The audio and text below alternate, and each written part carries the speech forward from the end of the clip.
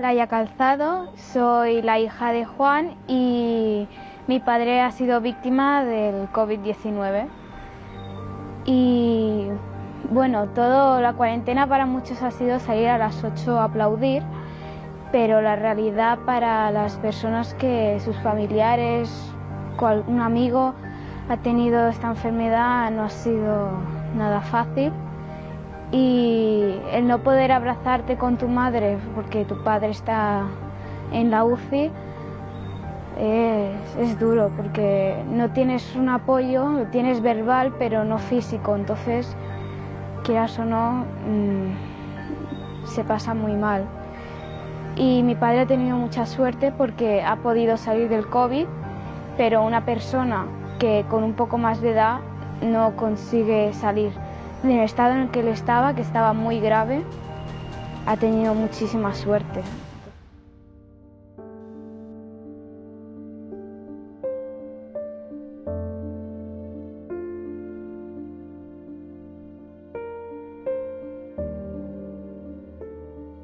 Una residència confinada vol dir una manca de llibertat total. Una manca de llibertat total des de que tu podies sortir, parlar amb qui vulguis, anar a veure la teua família, els famílies venien a dins a la residència, doncs de sobte et trobes amb un empresonament, no? Empresonament. I que t'obliguen a sectoritzar la residència. Sectoritzar vol dir separar per àrees els residents, la zona vermella residents amb Covid, la zona groga residents amb possible risc de Covid i la zona verda persones que no tenen Covid. No?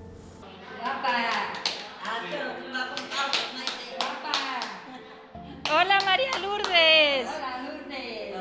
¿Qué tal? Què fas amb les persones demenciades? Una persona demenciada a vegades el que tenen molta necessitat és deambular, deambulen sense un rumb fixe. Si els havíem de tancar a les habitacions, com ho fèiem això? Com ho havíem de fer això? Tancades, lligades, amb cinturons. Nosaltres apostàvem per un centre sense contencions abans de la pandèmia i de sobte ens posen un munt de contencions.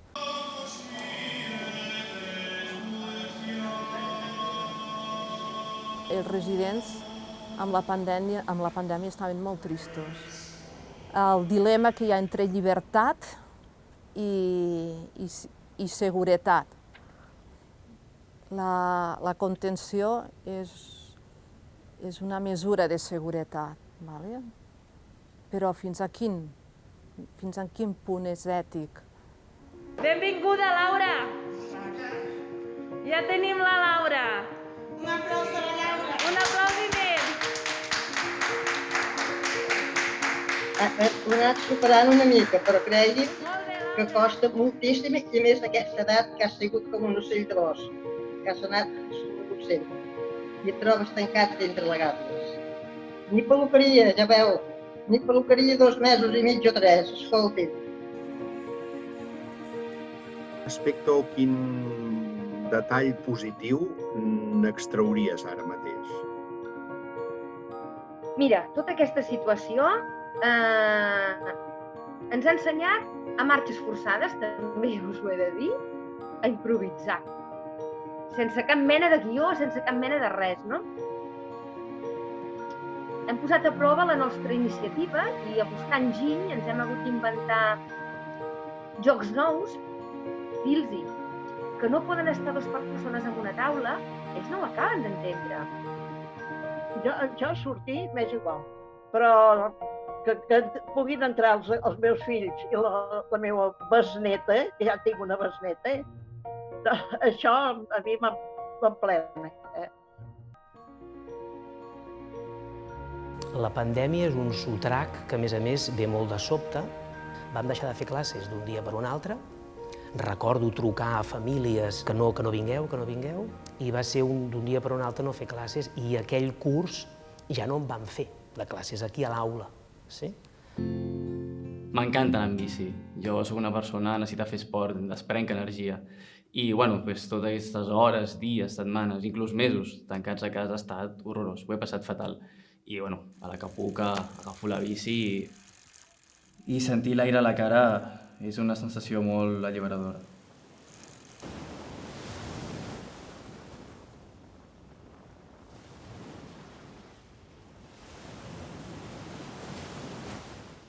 El treball virtual és molt dur. Vas contra natura, és a dir, és una cosa que estàs treballant al teatre, es basa en la presència, es basa en el treball de rebre l'estímul de l'altre mirant-se als ulls, en directe. I clar, tot això es perdia. Un virus, un somriure. Amb el pare, a banda d'abraçar-nos, com mai, hem decidit abraçar coses de casa. La mare ens mira amb una cara que sembla molesta, però que en el fons és d'estar contenta. Esteu com una regadora. Però quin mal fem a l'abraçar la nevera? Ja sabem que en situacions de crisi un necessita reinventar-se, però per pura necessitat, no? Un virus, un somriure, una mica és agafar anècdotes divertides de la pandèmia. Situacions divertides de la pandèmia, situacions que no saps si riure o plorar. Doncs d'aquestes. Sortir corrents i anar-me'n al meu parc, a les meves arcades.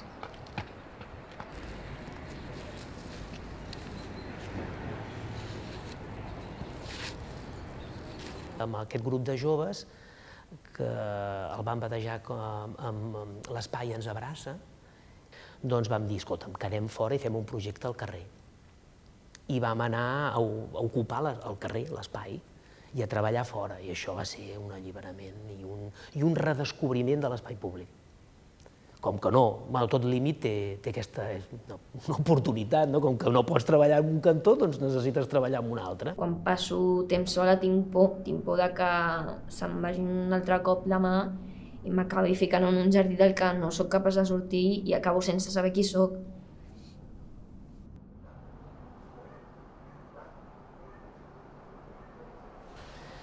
A veure, ens hem trobat que els alumnes estaven molt fumuts, i de totes les edats, haig de dir, i per tant el teatre ens ha rescatat. El teatre ens ha rescatat a tots. Hi ha molta gent jove que ha topat amb la mort per primera vegada i això ha tingut un impacte emocional que encara està per mesurar. Els joves són, per mi, els grans oblidats de la pandèmia.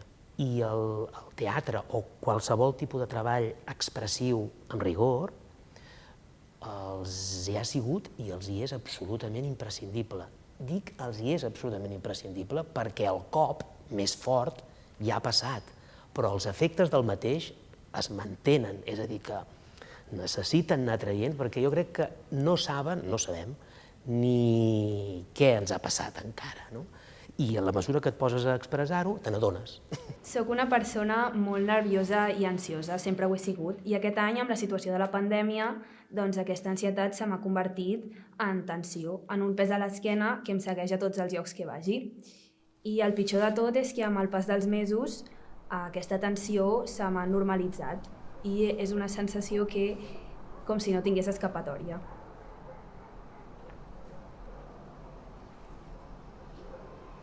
Parlar de la salut mental dels joves és, sens dubte, un tema que s'hauria de treballar més i s'hauria de parlar més.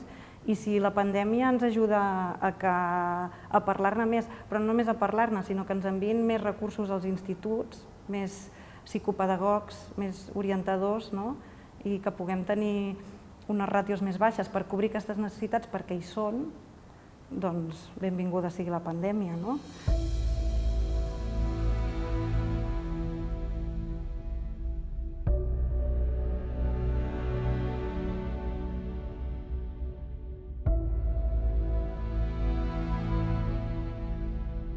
La necessitat de l'altre és una cosa que és molt evident, és que necessitem a l'altre. Si no tenim a l'altre,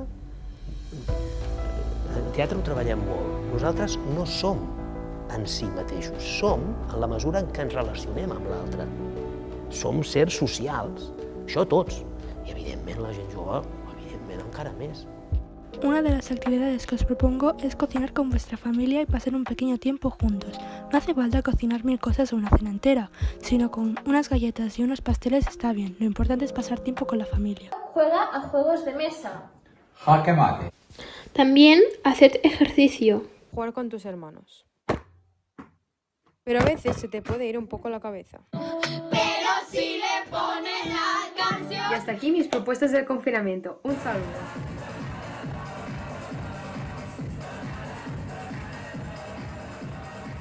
Vam intentar transformar la pandèmia, més que en una festa, en un acte entretingut, divertit, tot i sapiguent el mal que estava causant aquesta maleïda pandèmia a tothom.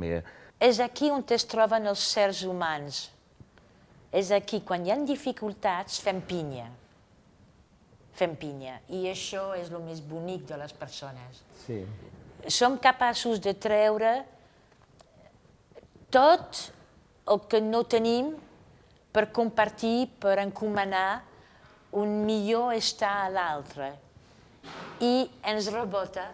Soy Olga Periones de Primero D y quiero agradecer a médicos, voluntarios, policías, farmacéuticos, trabajadores, toda la ayuda que están dando para poder superar. Jo penso que el paper dels pares i mares, jo a més de professora també soc mare, llavors també ha estat com una pressió afegida, no? De que tenies la teva feina i a més havies de... Bueno, els ajudaves, no? Perquè si tenies nens petits no podien enviar ells sols un correu, llavors havies d'estar allà, no? I els havies d'ajudar bastant. Moltes famílies han acabat bastant estressades perquè havien de fer la seva feina, la feina dels nens, la feina de casa i ja no quedaven hores del dia, a més dels pastissets i totes les activitats extres, no? De la pandèmia. Quédate con la copla que no se te acaba el tiempo, se acumulan para luego los besos que no se dieron. Un parón que nos sitúa, nos recuerda, nos ayuda, el valor de las personas es mayor cuando se suman. No puedo esperar menos de ti. Sé que tú esperas lo mismo de mí, lo mismo de mí. Quédate, quédate en tu casa, quédate en tu casa y te sigo.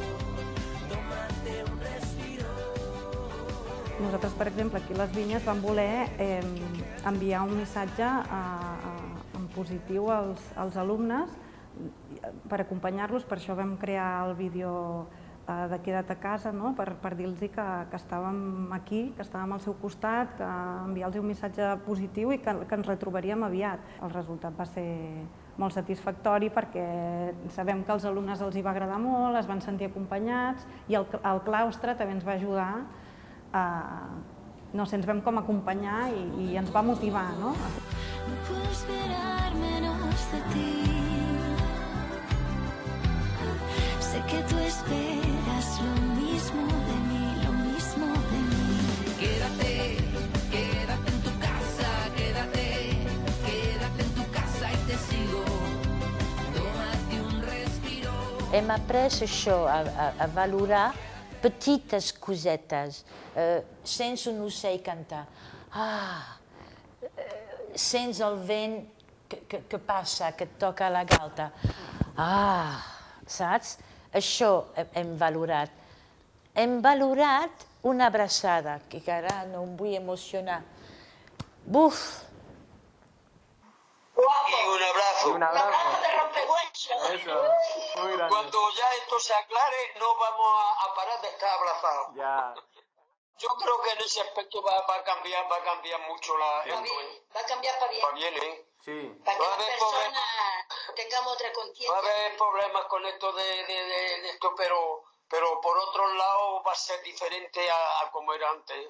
Sí. Ahí se ve más humanidad, se ve más apego, más de todo, ¿eh?